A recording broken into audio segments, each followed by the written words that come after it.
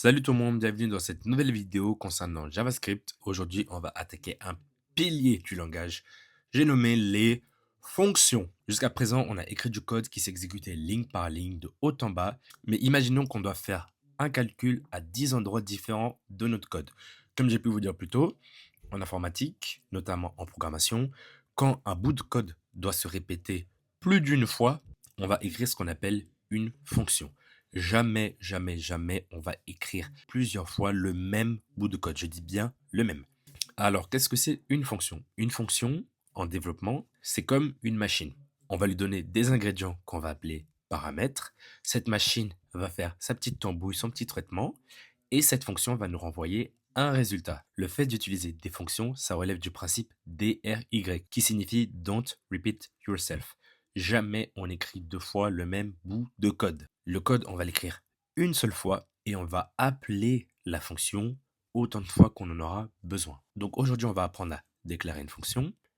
On va voir ce que sont les paramètres des fonctions, le return pour renvoyer la valeur de la fonction, la portée des variables qu'on appelle le scope et les fonctions fléchées. Alors, pour déclarer une fonction en JavaScript, c'est tout simple. On écrit function. Voilà. Là, on va appeler ma fonction. Bien évidemment, la fonction a un nom. Et devinez ce qui suit. Parenthèse, accolade. Bravo, vous commencez à comprendre. Donc, le mot fonction qu'on voit juste là, c'est un mot-clé qui sert à déclarer une fonction. Juste après la déclaration de la fonction, on donne le nom de la fonction, tout comme le nom des variables, tout ce qu'on a pu voir.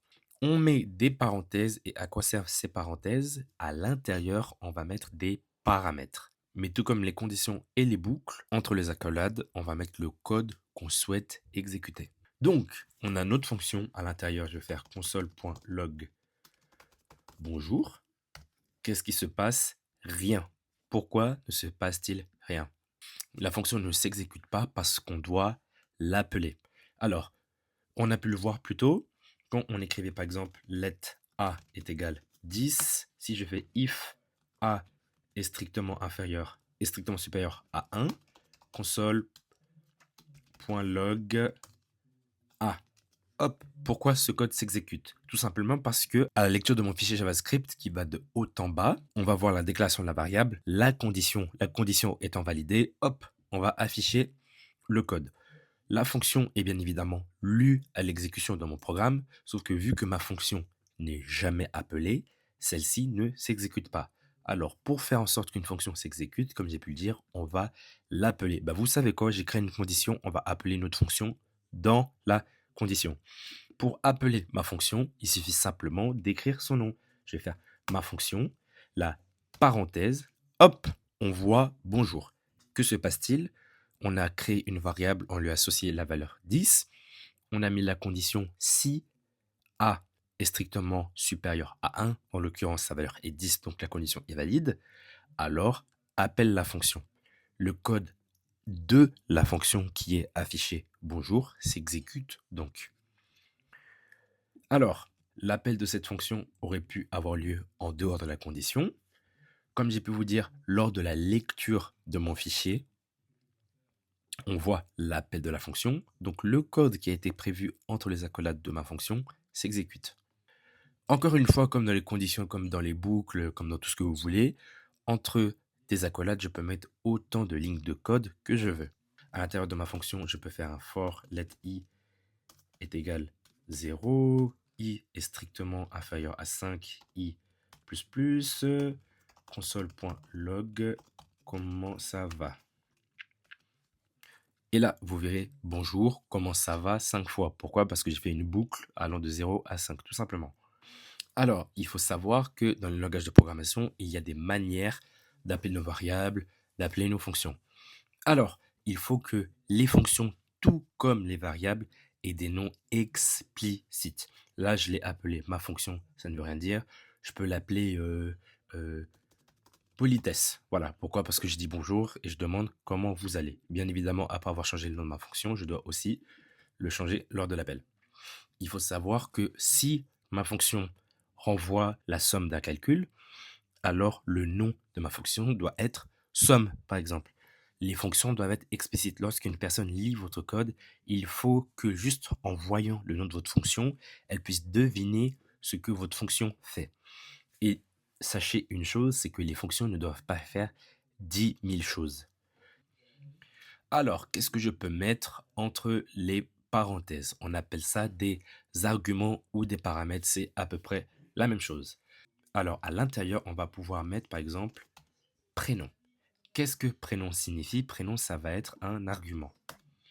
Là, je vais mettre par exemple bonjour avec des backsticks. Et là, je vais mettre dollar, accolade, prénom. Alors, tout simplement, lors de l'appel de ma fonction, j'aurai en retour, donc dans le log, bonjour, prénom. J'aurai bonjour et la valeur de prénom. Maintenant, il faut savoir que prénom, ça va être une variable, ça peut être int, string, tout ce que vous voulez. Et maintenant, lorsque j'appelle ma fonction, je suis censé mettre une valeur. En l'occurrence, je veux la mettre un string. Je vais mettre Clément. Hop, on voit bonjour Clément. Pourquoi? Parce que tout simplement, j'ai mis un argument. J'ai fait en sorte que ma fonction prenne en paramètre la variable prénom. Dans le console.log, j'ai fait en sorte d'afficher la valeur de prénom. J'ai écrit bonjour, puis j'ai appelé la variable prénom. Maintenant, lors de l'appel de ma fonction à la ligne 6, j'ai mis une valeur à prénom. Donc, à l'exécution de ma fonction, avec l'argument Clément, j'ai comme retour bonjour Clément. Sachez qu'une fonction peut prendre autant d'arguments que vous voulez. Je vais mettre prénom, je vais mettre âge par exemple. Bonjour Clément, point, tu as, hop, dollar, âge, espace, en. Maintenant, alors, là, vu que j'ai mis un seul argument, j'ai bonjour Clément, tu as undefined en. Pour mettre le deuxième argument, je vais mettre une virgule. En l'occurrence, là, c'est un âge que j'attends, donc je vais mettre une valeur en int. Et là, on voit bonjour Clément, tu as 25 ans. Sachez que JavaScript, c'est un langage très permissif. Là, je peux me permettre de mettre un seul argument. Vous voyez que ça ne pète pas. J'ai juste undefined. Alors que dans d'autres langages comme Java, comme C, là, c'est hop, le programme arrête de s'exécuter direct. Le compilateur ne vous laissera absolument pas faire ça. Donc, lorsque vous créez votre fonction, que vous mettez un nombre de paramètres, à l'appel, n'oubliez jamais de toujours mettre le bon nombre d'arguments. Ma fonction attend 2 arguments, prénom, âge. Lors de l'appel, je mets donc 2 arguments, Clément et 25. Alors, maintenant, sachez qu'une fonction peut être appelée autant de fois que vous le voulez. Comme je peux vous dire, là, je vais mettre Jonathan. Et là, je vais mettre 29. Hop, donc j'ai bonjour Jonathan, tu as 29 ans. Vous pouvez vraiment faire ce que vous voulez. Alors, sachez que les variables n'étant pas strictement typées en JavaScript, je peux mettre à la place de Clément et 20, à la place de mettre en premier argument une string et en deuxième un int. Ici, je peux mettre par exemple 25 et en deuxième argument, je mets Lucie. Qu'est-ce qui se passe? J'ai bonjour 29, tu as Lucie en. Voilà. En fait, dans les paramètres, on n'a pas dit qu'on s'attendait par exemple à une string. Et en âge, on n'a pas dit qu'on s'attendait à un int. Voilà, ce genre de choses, ce genre de précision, on pourrait le faire en TypeScript. Par exemple, on mettrait prénom, string, et là, âge, 2 points, int. Voilà. Et là, le compilateur nous dirait, par contre, dans des arguments, ici, on s'attend en premier à une string et en deuxième à un int. Donc, l'appel de ta fonction est invalide.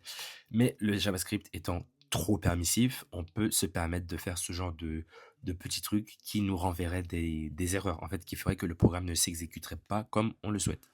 Alors, sachez qu'avec vos paramètres et le code à l'intérieur de la fonction, vous pouvez faire ce que vous voulez. Comme j'ai pu vous dire, on va faire une fonction calcul. Elle va prendre A, elle va prendre B, et en son sein, on va tout simplement faire console.log A plus B. On va appeler la fonction calcul. On va lui mettre 10, on va lui mettre 32. Et hop, 42.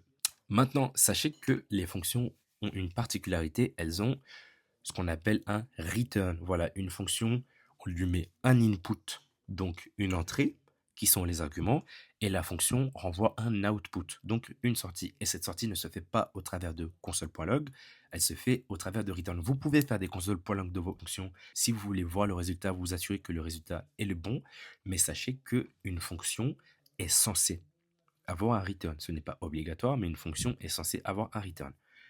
Qu'est-ce que c'est un return? C'est tout simplement, ça veut tout simplement dire renvoie cette valeur. Ici, on va mettre return A plus B. Hop. Et lorsque j'appelle le calcul, il ne se passe rien. Pourquoi? Parce que j'ai tout simplement appelé la fonction, je lui ai mis un return, mais vu que le return n'affiche pas en log, je n'ai pas ce résultat. Pour stocker ce résultat, on peut stocker le résultat de notre fonction dans une variable. On va faire par exemple const résultat est égal calcul, on lui met 10 et 32, en sachant que je n'ai pas fait de console.log de résultat, c'est normal jusque-là que je ne vois pas le résultat de ma fonction. Maintenant, si je fais un console.log de résultat, magie, on retrouve le résultat de notre fonction. Là, je peux par exemple faire const résultat 2, je mets calcul, et là je mets 1, je mets 4. Maintenant, si je fais console.log résultat 2, pardon, j'ai un peu de mal, hop, on a à la fois 42, qui est le résultat de 10 et 32, et 5. Alors, sachez qu'après un return, il n'y a plus d'exécution de la fonction. Il faut vraiment que le return soit la dernière chose, la dernière ligne de code qu'il y a dans votre fonction. Maintenant, sachez que comme je vous ai dit, le return doit être à la dernière ligne de votre fonction. Pourquoi? Parce que si je fais un console.log message, hop, il ne se passe rien. Pourquoi? Parce qu'après le return, on sort de la fonction. Maintenant, dernière chose que je voulais évoquer avec vous, c'était la portée des variables. À la place du return, ici, je vais mettre un console.log. Je ne mets pas encore de valeur. Et ici, dans ma fonction, je vais déclarer une variable. Je vais mettre let message. Je vais enlever les deux paramètres. Bah, vous savez quoi, je vais refaire une autre fonction. Fonction print message. À l'intérieur, je vais déclarer une variable. Let message est égal je suis un message. Et là, je vais pouvoir faire un console.log de message. Alors, maintenant, si j'affiche print message, hop, on voit bien je suis un message. Pourquoi? J'ai déclaré ma variable au sein de ma fonction. Donc, ma fonction est dans le contexte. La variable message est dans le contexte de ma fonction. Donc, au sein de ce contexte, je peux afficher sa valeur avec un console.log. Maintenant, je vais déclarer une variable en dehors de ma fonction. Je vais faire let premier message est égal je suis le premier message. Si, juste après l'appel de ma fonction, je fais un console.log de premier message, tout se passe bien. On voit bien le je suis le premier message. Pourquoi? Parce que j'ai déclaré la variable en dehors de ma fonction et je l'appelle en dehors de ma fonction. La variable message ayant été déclarée dans le contexte de ma fonction, si je fais un console.log de message, que se passe-t-il? Message is not defined. J'ai une erreur de référence. Pourquoi? Parce que tout simplement, la variable message a été déclarée dans le scope, on dit, dans le périmètre de ma fonction. Donc, cette variable est uniquement utilisable au sein de ma fonction. Et enfin, je voulais vous apprendre ce que sont les fonctions fléchées en JavaScript. Alors, les fonctions fléchées, c'est tout simplement des fonctions qu'on passe à des variables. On ne va plus déclarer une fonction. Maintenant, on va tout simplement déclarer une variable qu'on va écrire un peu comme une fonction. On va faire const additionner. On va lui passer des paramètres. On va faire une flèche, pour ça que ça s'appelle fonction fléchée, accolade. Et là, on va mettre return A plus B. Alors, qu'est-ce que ça va faire? Maintenant, si je fais console.log additionner, je mets des paramètres 1 et 2.